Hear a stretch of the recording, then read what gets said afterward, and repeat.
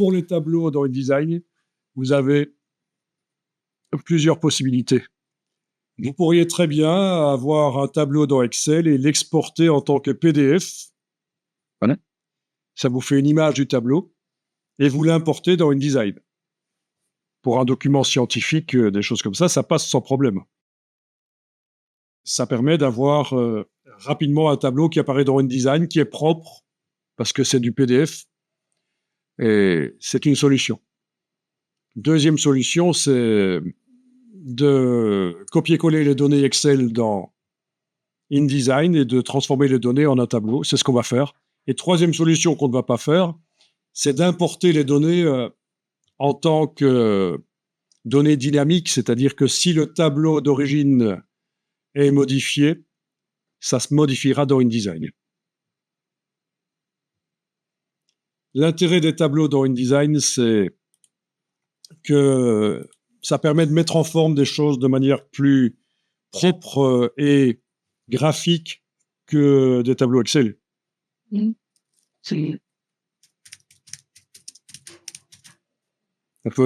peut aller plus loin que ce qu'on a vu là. Ça, c'est le début des tableaux que je vous ai montrés, mais on peut mettre des images, bien sûr.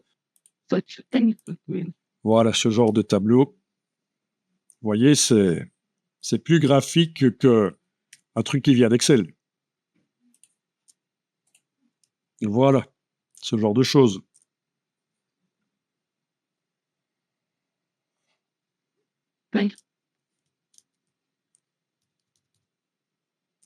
Voilà.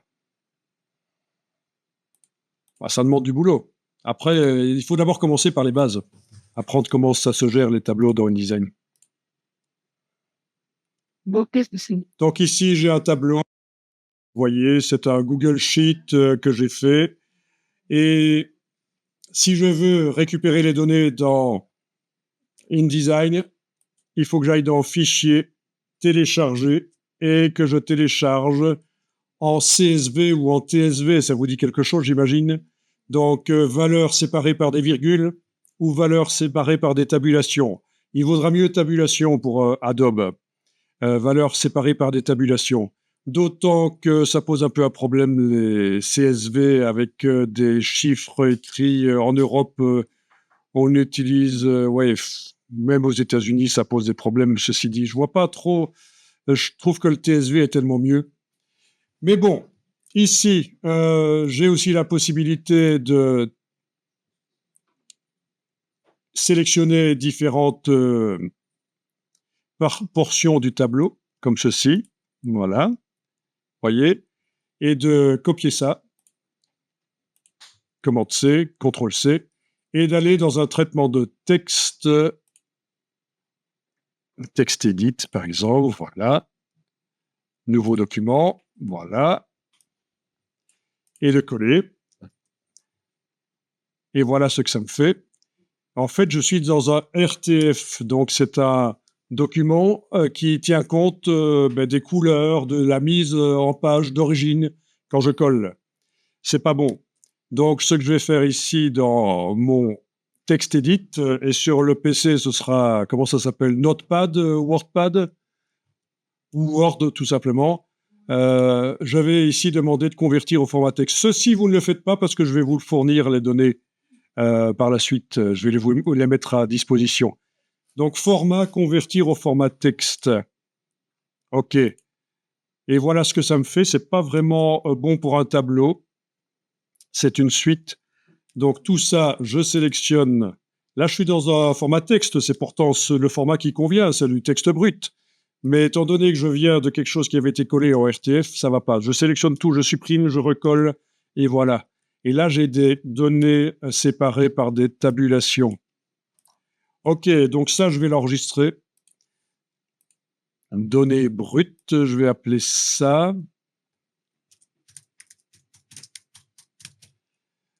Voilà. TSV. Donc, c'est Tabulation Separated Values. Voilà. Je vous le fournis et on l'utilise par copier-coller dans InDesign. Il va falloir le copier-coller dans InDesign, en fait. Pas l'importer, on va le copier-coller. Oui, importer pourrait marcher aussi, hein. Mais voilà. Remarquez que c'est un document de travail, ceci, actuel. Et vu que c'est un Google Sheet, c'est américain, j'ai fait gaffe à ne pas mettre le nom de famille, en fait. Ah ben oui, le RGPD, Règlement général de protection des données, c'est important.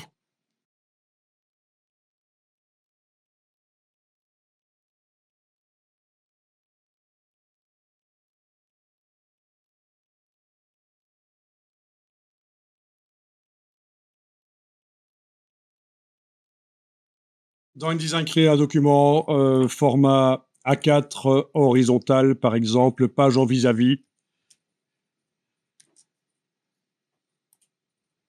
Bien. Alors, on va ajouter des pages, parce que j'ai oublié de déterminer le nombre de pages au moment où je crée le document. Donc, palette page, menu fenêtre page, on va demander d'insérer des pages. Bon, ben, on insère 15 pages après la page 1. Voilà. Et donc, voilà à quoi ça ressemble.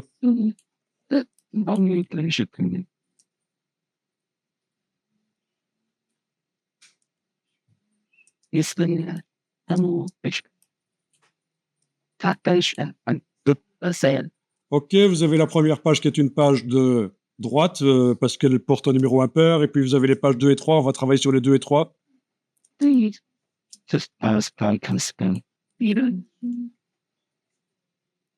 Donc, vous allez créer un bloc texte avec l'outil texte sur la zone intramarge. Voilà.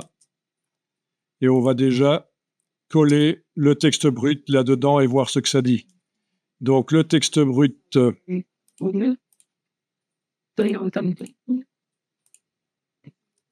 TSV,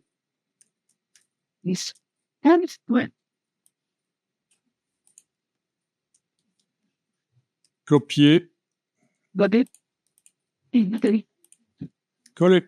Voilà. Bon, il n'est pas vu en entier, c'est pas grave pour l'instant.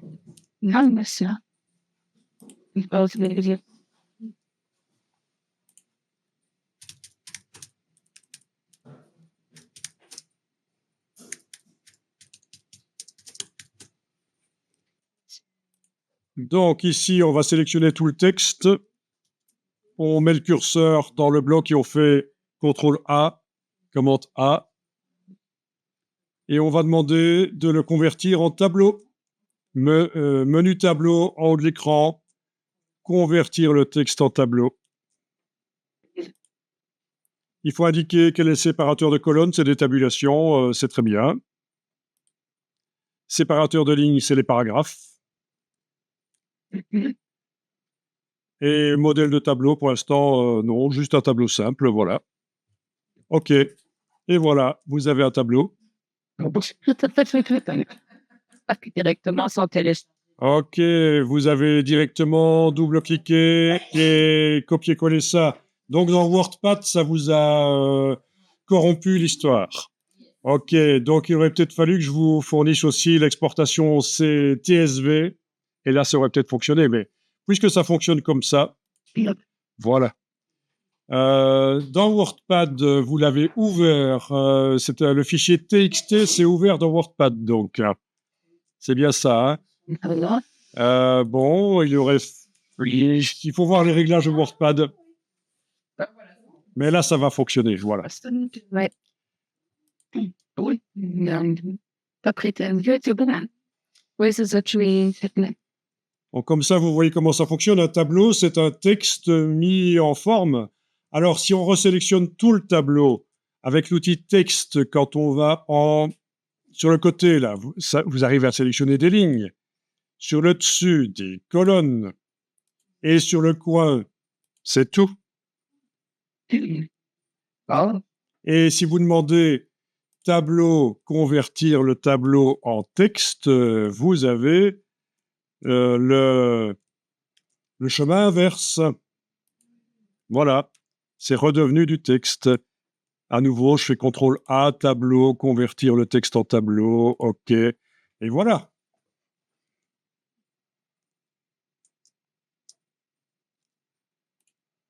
Alors, avec la flèche noire, vous sélectionnez le bloc et vous avez un petit signe plus en bas qui dit que, ben voilà, tout n'apparaît pas. Vous cliquez sur le signe plus sans bouger la souris. Je veux dire, c'est pas un appuyer, bouger, c'est juste un clic. Puis, normalement, quand on faisait ça, c'était pour chaîner avec indiquer un bloc récepteur qui existe déjà. Mais là, il n'y en a pas. Donc voilà ce que vous pouvez faire. Vous pouvez cliquer sur l'intersection entre les marges et ça vous fait un bloc. Voilà. Par contre, ce bloc, il a toujours le signe plus. Est-ce que vous confirmez que ça vous a fait un bloc tout seul? Oui, oui, oui. Ah, attendez, c'est peut-être comme ça? Ou comme ça? C'est quoi qui s'est passé chez vous? Non, baffle, non, Ah oui? Mais comment est-ce possible? Ok, annulé de toute façon. Là, il y a une sacrée qui est une vanne. Allons voir un peu dans ta palette de pages. Est-ce que tu as, à côté de l'icône de la double page, est-ce que tu as une icône qui tourne? Est-ce que tu as un signe spécial qui tourne? Ah, mais comment ça se fait? C'est la rotation des pages. C'est utile quand on fait des tableaux parfois pour ne pas devoir être avec la tête penchée sur l'écran quand le tableau est... Vous voyez ce que je veux dire? Un tableau horizontal qu'on met dans un magazine, on le tourne à 90 degrés. Donc, pour arriver à le voir, ça peut être intéressant de faire la rotation des pages. Mais ça, c'est bizarre. Alors, ah, tu as sans doute fait clic droit et une rotation quelque part. Affichage avec rotation de la planche, oui. Attribut de page, affichage avec rotation de la planche, 90 horaires par exemple. Et tu vois ce genre de choses ici. C'est peut-être possible. Donc, euh, clic droit, attribut de page. Il faut demander d'annuler la rotation. Voilà, parce que sinon, elles sont vues comme ça, en effet. Oui. Et en fait, tout va bien, c'est juste qu'elles sont visualisées à 90 degrés. Parce que ça peut être pratique. Voilà, comme ça, c'était l'occasion d'en parler. Voilà. Donc, clic droit, attribut de page, afficher avec rotation la planche, annuler la rotation. Et voilà, ça va d'aller. Donc, c'est une solution pour voir une mise en page tournée à 90 degrés. Parce que, par exemple, on a mis un tableau tourné à 90 degrés pour vraiment profiter de la longueur la plus grande de la page. Vous voyez ce que je veux dire? Une autre solution, c'est d'avoir un écran rotatif. La plupart des écrans maintenant d'ordinateur, avant c'était assez rare, mais maintenant un écran d'ordinateur, on peut le prendre et le tourner. Vous voyez ce que je veux dire? Et donc l'interface suit, hein, les menus, tout ça se mettent normalement une fois que l'écran est tourné à 90 degrés.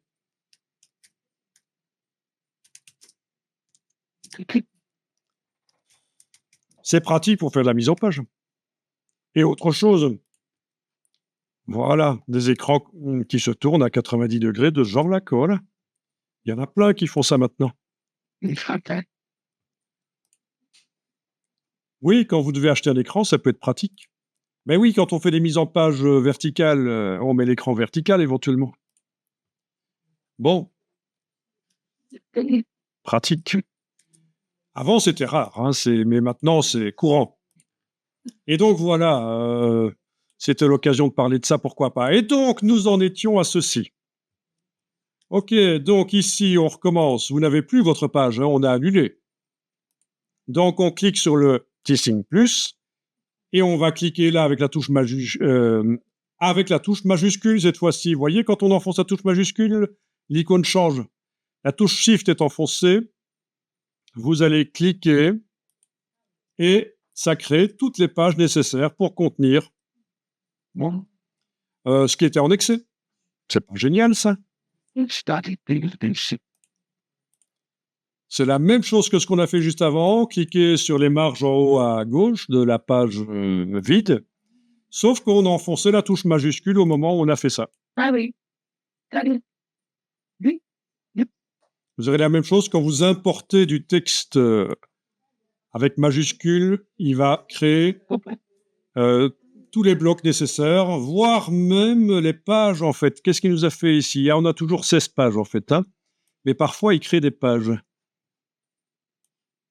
quand il n'y en a pas assez.